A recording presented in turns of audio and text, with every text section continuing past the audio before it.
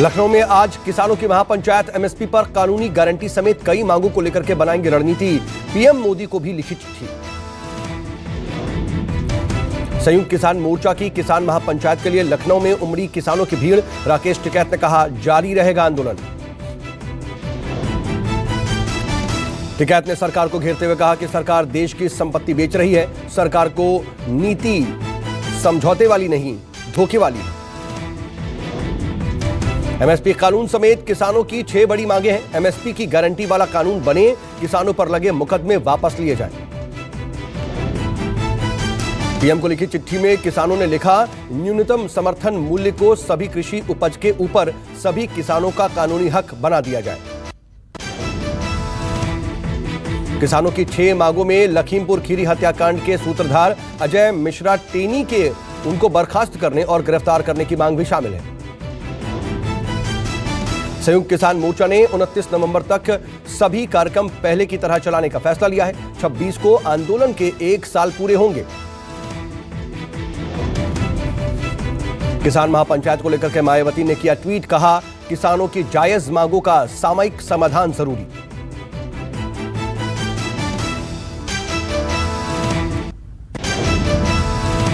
राष्ट्रपति भवन में रक्षा अलंकरण समारोह का हुआ आयोजन। देश के वीरों का हुआ सम्मान। वीर चक्र से सम्मानित हुए ग्रुप कैप्टन अभिनंदन वर्धमान। अभिनंदन ने 2019 में पाक लड़ाकू विमान F-16 को मार गिराया था। ऑपरेशन के दौरान अभिनंदन का विमान हो गया था क्रैश। पाकिस्तान ने अभिनंदन को युद्धबंदी बनाया था और भारत के दबाव के बाद अभिनंदन को भारत को सौंपा था। पुलवामा हमले में शहीद मेजर विभूति ढोंडियाल मरणोपरांत शौर्य चक्र से हुए सम्मानित। राष्ट्रपति ने शहीद की पत्नी को दिया सम्मान। नायक सूबेदार सोमवीर को मरणोपरांत मिला शौर्य चक्र।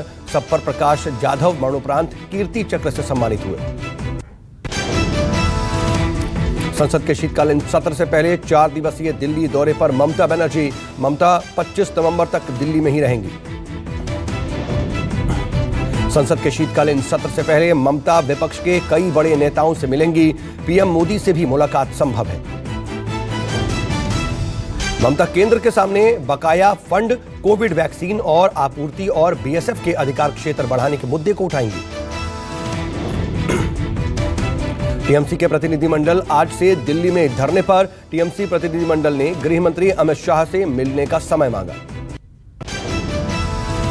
आज से 2 दिवसीय यूपी दौरे पर बीजेपी अध्यक्ष जेपी नड्डा गोरखपुर, कानपुर में सम्मेलनों को संबोधित करेंगे। बूथ अध्यक्ष सम्मेलनों को संबोधित करेंगे जेपी नड्डा। सीएम योगी भी कार्यक्रम में शामिल होंगे। गोरखपुर के 27,000 से ज्यादा बूथ अध्यक्षों को जेपी नड्डा देंगे जीत का मंत्र। वन टांगियों के साथ संवाद भी करेंगे। कानपुर में क्षेत्रीय कार्यालय के उद्घाटन के साथ ही 7 जिला कार्यालयों का भी वर्चुअल उद्घाटन करेंगे जेपी नड्डा। यूपी के बाराबंकी में एआईएमआईएम चीफ असदुद्दीन ओवैसी का विवादित बयान, कहा, अगर एनपीआर और एनआरसी पर कानून लाए तो दूसरा शाहीन बाग बना देंगे। ओवैसी ने कहा कि जैसे पीएम मोदी ने वापस लिए कृषि कानून, उसका ऐलान किया, वैसे ही सीएए को भी वापस लिया जाए। ओवैसी ने यूपी के 100 विधानसभा सीटों पर चुनाव लड़ने का ऐलान किया है। गठबंधन की तैयारी में जुटे हुए हैं ओवैसी। 2 दिनों के पंजाब मिशन पर रहेंगे दिल्ली के मुख्यमंत्री अरविंद केजरीवाल। मोगा और अमृतसर में पार्टी कार्यक्रम में करेंगे शिरकत। उत्तराखंड में सीएम अरविंद केजरीवाल ने किया शक्ति प्रदर्शन। हरिद्वार में निकाला रोड शो, कहा, बीजेपी कांग्रेस ने प्रदेश को लूटा। पंजाब के लुधियाना से बजेगा कांग्रेस का विधानसभा चुनाव का बिगुल। सीएम बनने के बाद चन्नी की पहली चुनावी रैली। सीएम चन्नी कार्यकर्ताओं को करेंगे संबोधित। चुनाव में कार्यकर्ताओं को देंगे जीत का मंत्र। सीएम चन्नी की रैली में पंजाब के प्रभारी हरीश चौधरी और प्रदेश कांग्रेस अध्यक्ष सिद्धू भी मंच करेंगे साझा। संघ प्रमुख मोहन भागवत का बड़ा बयान, कहा, जय श्री राम कहना बुरी बात नहीं, पर उनके जैसा होना भी चाहिए। भगवान ने जय श्री राम बोलने वालों को उनके आचरण अपनाने की नसीहत दी है। स्वार्थ छोड़ करके लोगों की भलाई करें। मोहन भागवत ने कहा कि अगर परिवार का आचरण ठीक से रखा जाए तो देश की पीढ़ी भटक नहीं सकती। अलीगढ़ दौरे पर सुभाषपा सुप्रीमो ओम प्रकाश राजभर कार्यकर्ता सम्मेलन को करेंगे, उसके कार्यक्रम में करेंगे शिरकत। कार्यक्रम में मुख्य अतिथि के तौर पर शिरकत करेंगे राजभर। गेस्ट हाउस में पत्रकारों से करेंगे वार्ता। पंजाब के पठानकोट में आर्मी कैंप के गेट पर ग्रेनेड से हमला, सभी इलाकों में अलर्ट जारी किया गया, नाकों पर तलाश जारी। बाइक सवारों ने ग्रेनेड आर्मी कैंप के गेट पर फेंका और फरार हो गए। हमले में फिलहाल किसी के हताहत होने की सूचना नहीं। सीसीटीवी के जरिए हमलावरों की तलाश जारी।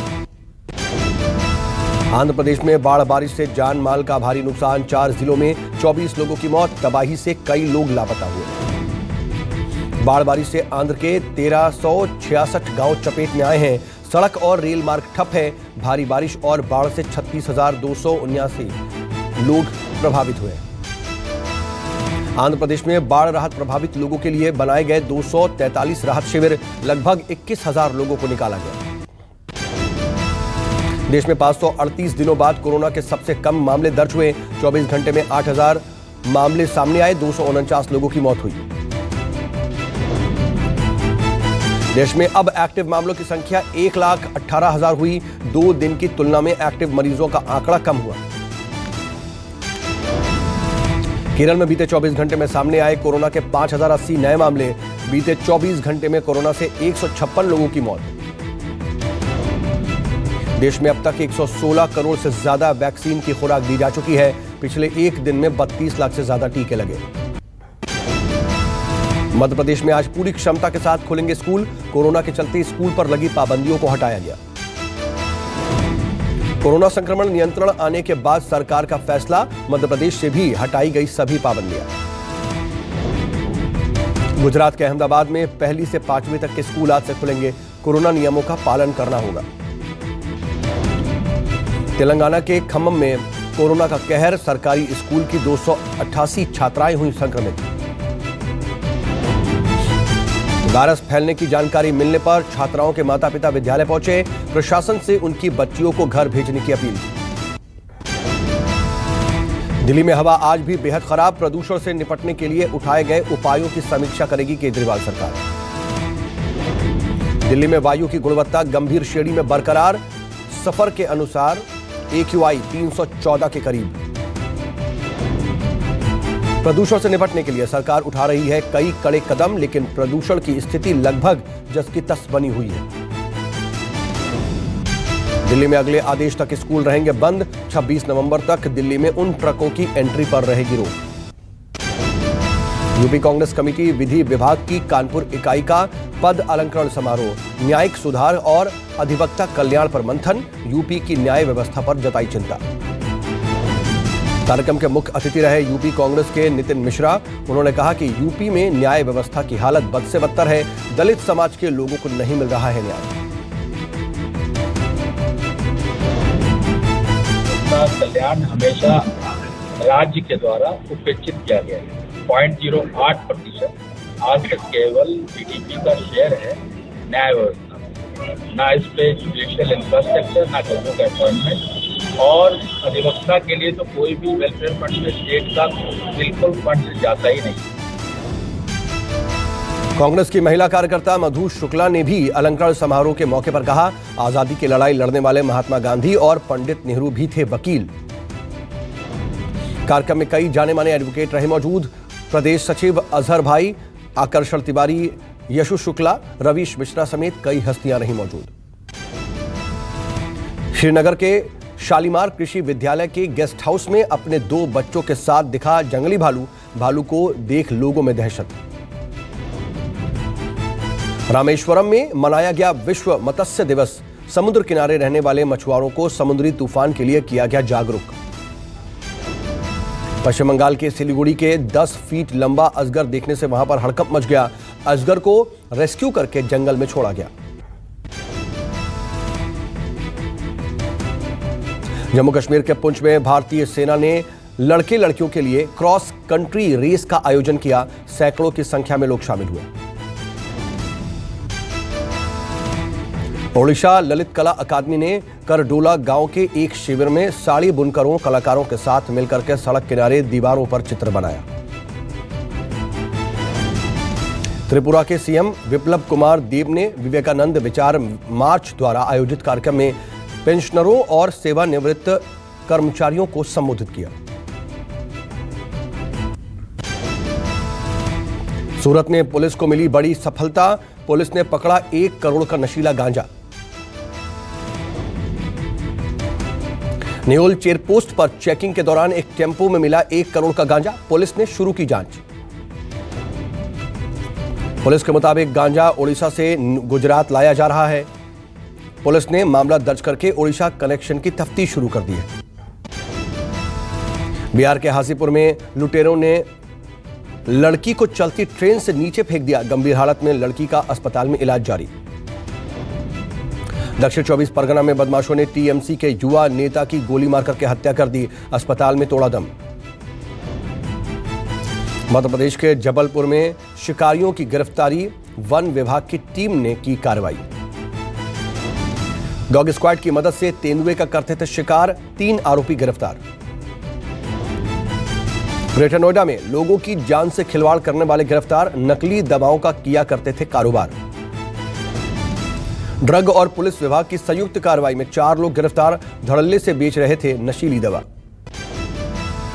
मुंबई के फिल्म अंतिम के प्रमोशन के लिए महबूब स्टूडियो में नजर आए अभिनेता Salman Khan. Film a Thursday wrap up party में एक साथ शामिल हुए कई सितारे, एक्ट्रेस यामी गौतम, नेहा धूपिया, अतुल कुलकर्णी रहे मौजूद। पति रोहन प्रीत संग पेरिस पहुंची नेहा कक्कड़, एफिल टावर के सामने दिया खूबसूरत पोज। शिल्पा शेट्टी राज कुंद्रा की शादी को हुए 12 साल, शिल्पा शेट्टी ने कहा, बुरे वक्त में साथ देने वालों के लिए सबका शुक्रिया। राजकुमार राव पत्र लेखा ने शादी के बाद रखी पजामा पार्टी नाइट पार्टी में फराह खान भी एंजॉय करती दिखाई। आलिया अनुष्का आदित्य के शादी में एथनिक लुक में पहुंची, आलिया का लुक सोशल मीडिया पर छाया। सनी देओल पिता धर्मेंद्र के साथ हिमाचल पहुंचे, धर्मेंद्र ने सोशल मीडिया पर बेटे के लिए लिखा थैंक यू नोट।